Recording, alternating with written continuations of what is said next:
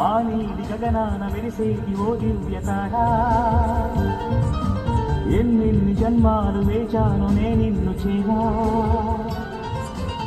ఏనాటి స్వప్నం నీ దివ్య రూపం శతకోటి రాగాలు రవళించే నా గుండెలోనా ఓ ప్రియతమా ఇది నిజమా ఈ పరిచయం ఒక వరమా ఇది మనసు పడిన విరహ వేదన